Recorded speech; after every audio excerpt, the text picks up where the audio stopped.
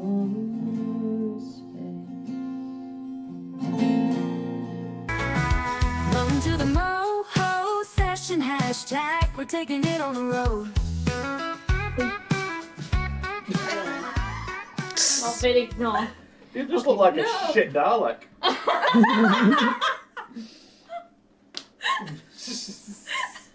Next up, we're looking at. Now, something tells me We've started with it. he started that already.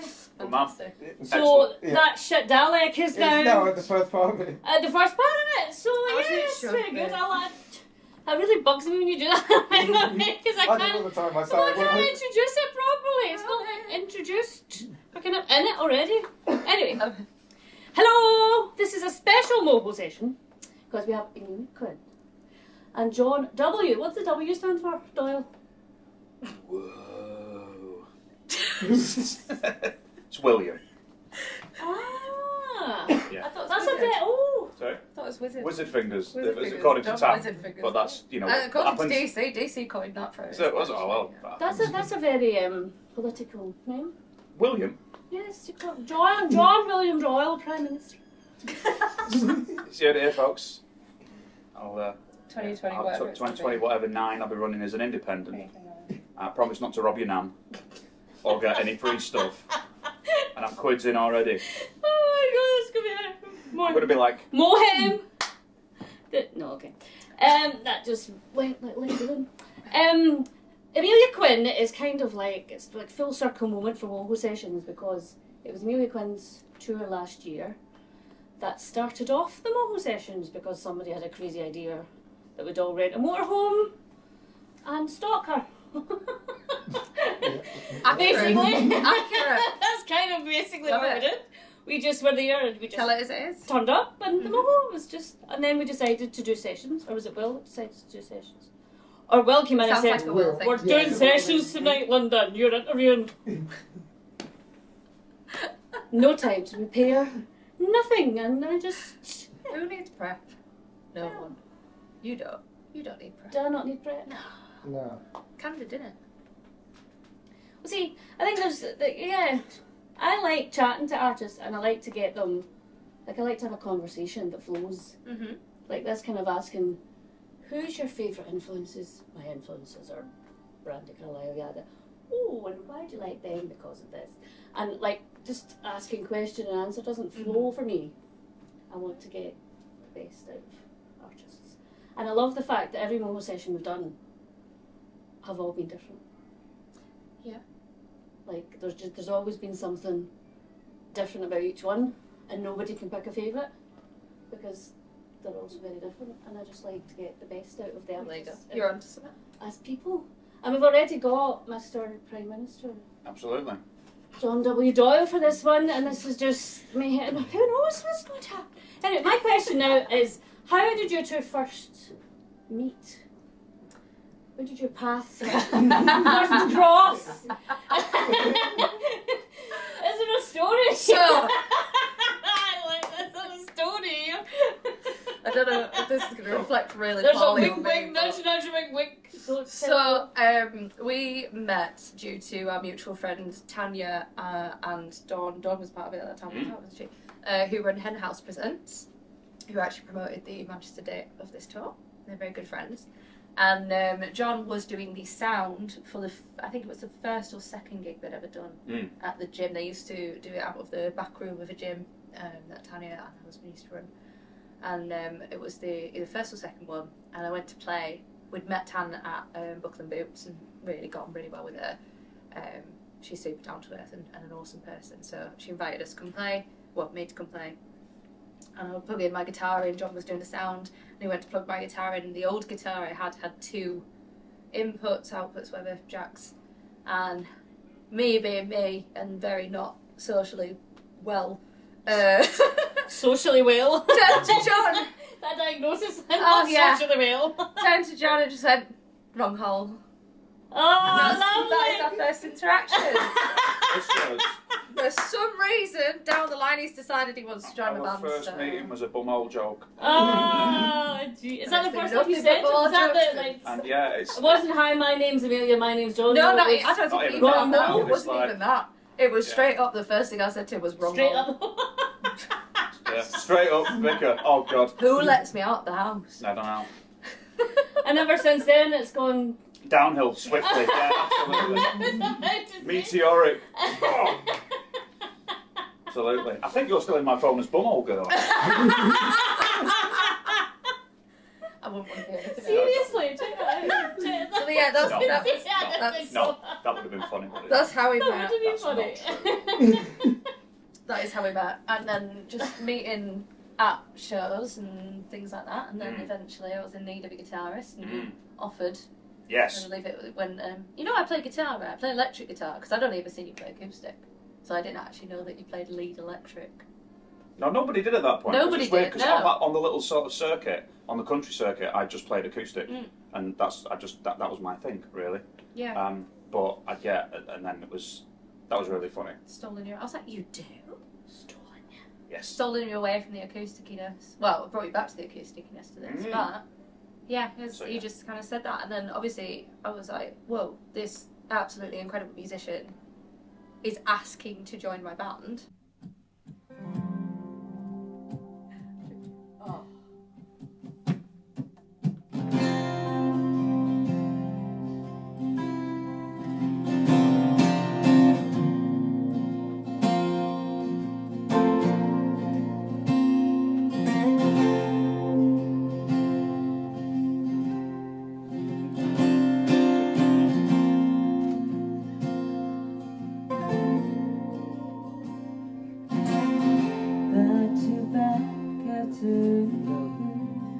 Pointless commotion.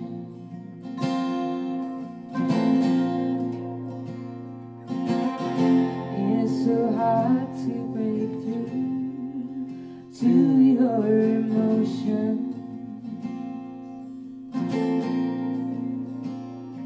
Leave a light on in case you wanna come home.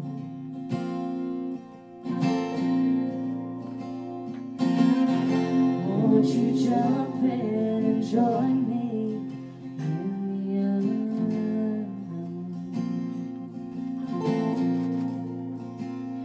Your bittersweet kisses burning my throat. Worse than it's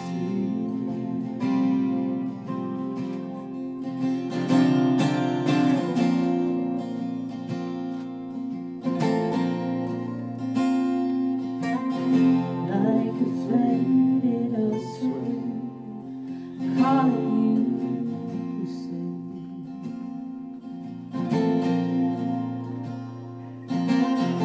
but today you are threadbare, yelling for space. Your conditional kisses burning my throat. Worse than it's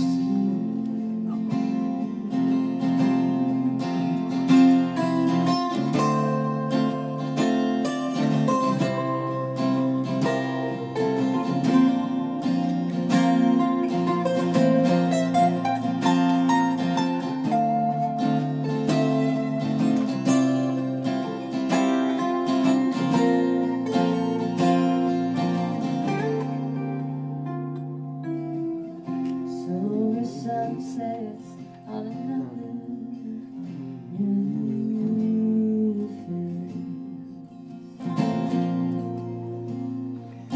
Maybe this won't learn to love my embrace. Your double-edged kisses burning my throat.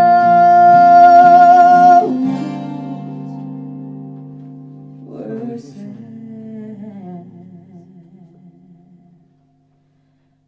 whiskey.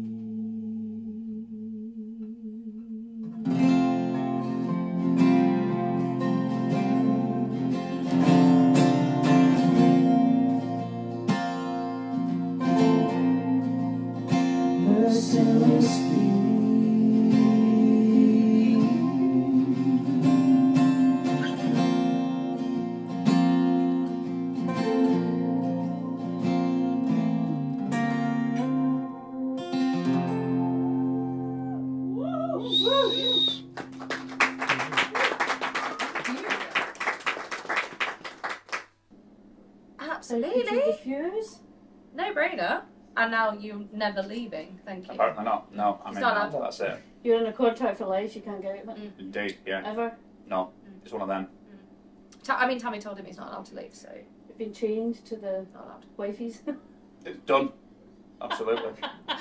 Just We belted it. feed you what you. It's all good. It's Good all good. bands. Yeah, I'm, What more could you want? hardly a prisoner.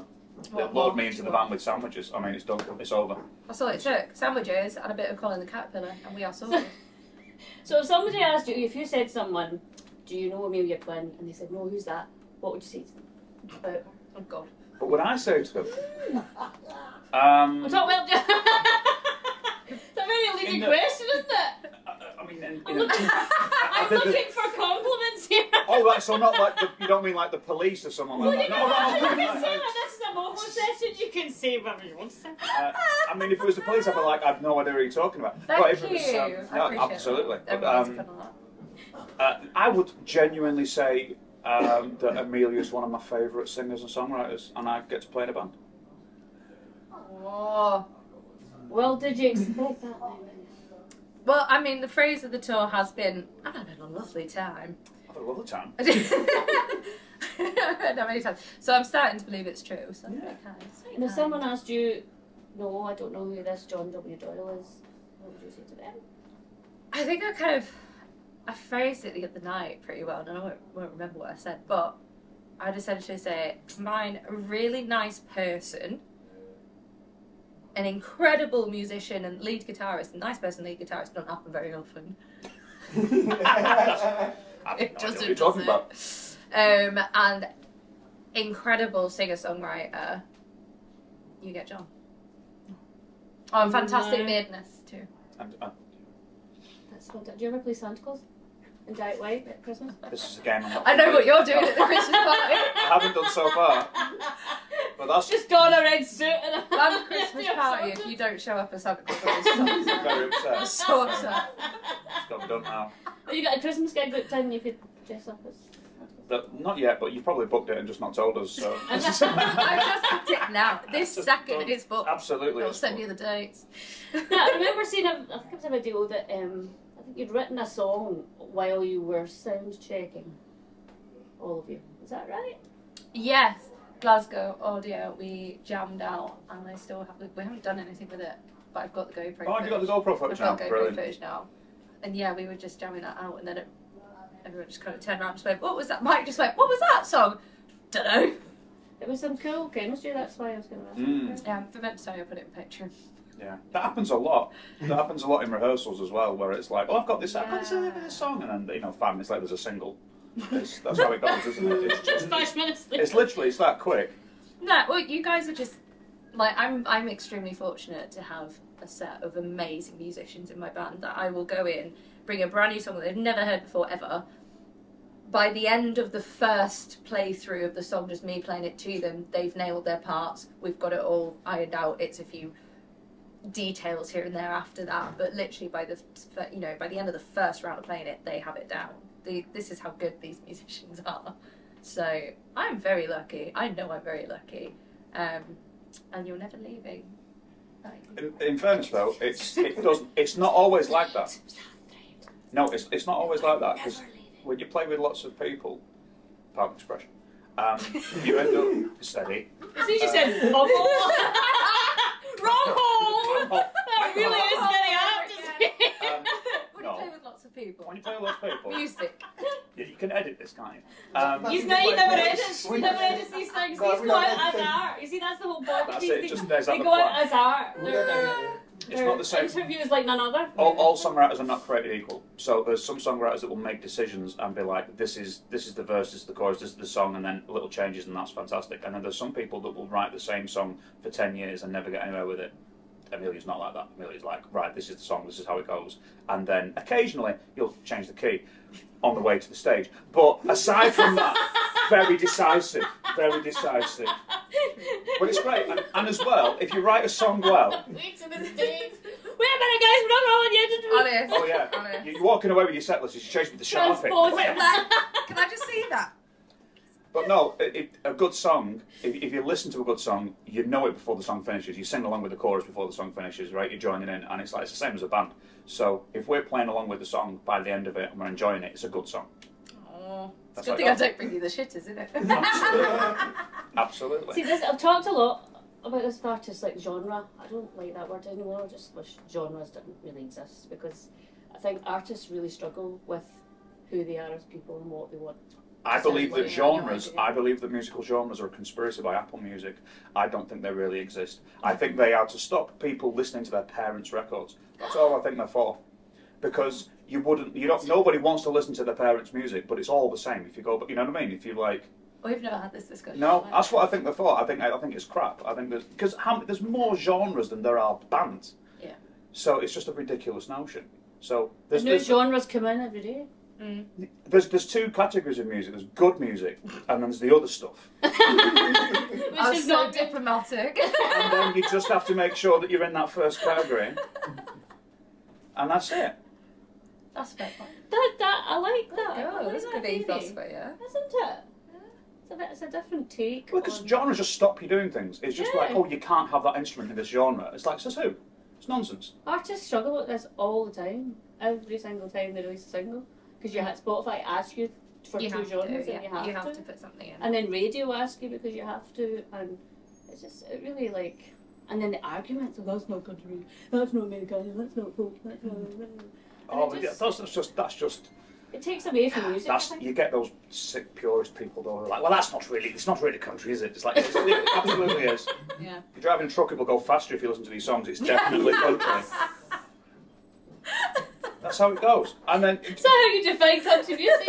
yes, if it's not, if you're not How going, do you define yeah. country music? Does the truck go faster when you listen to country music?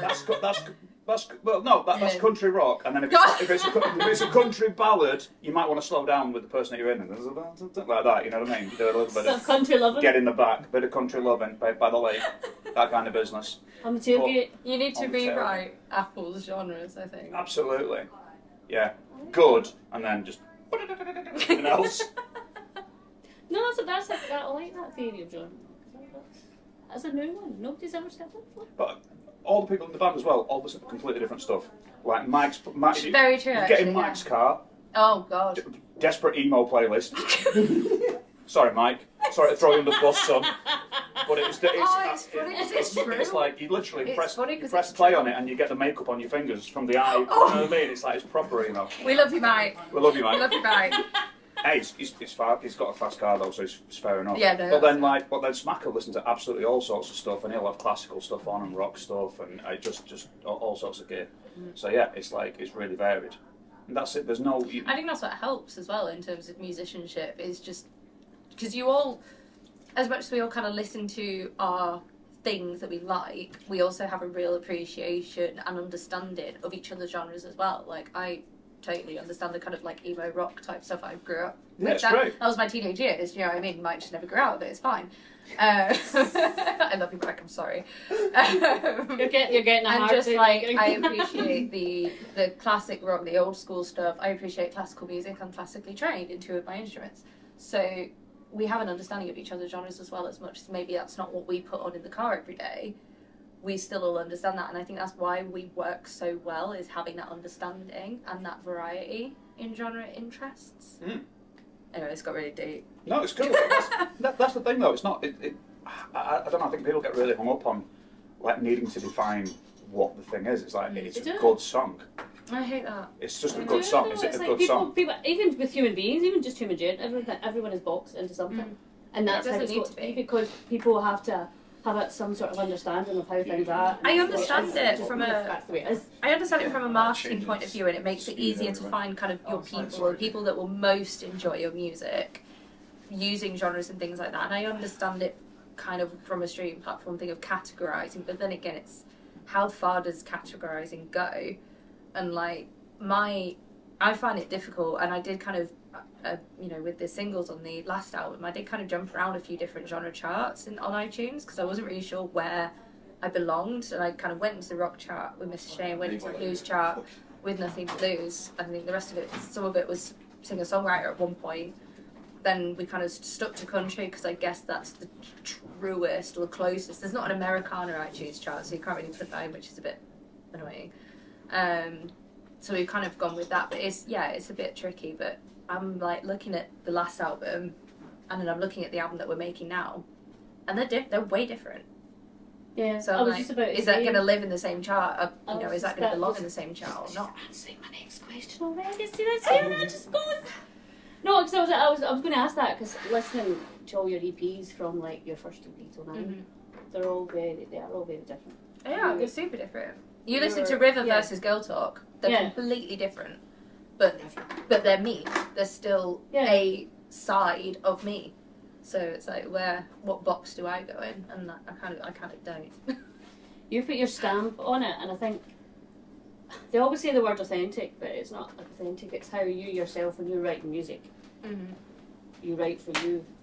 But do you sometimes, there's like other influences and outer influences and all, like the business side of things, does that sometimes come in when you're trying to create? It does, and that's always when I stop writing.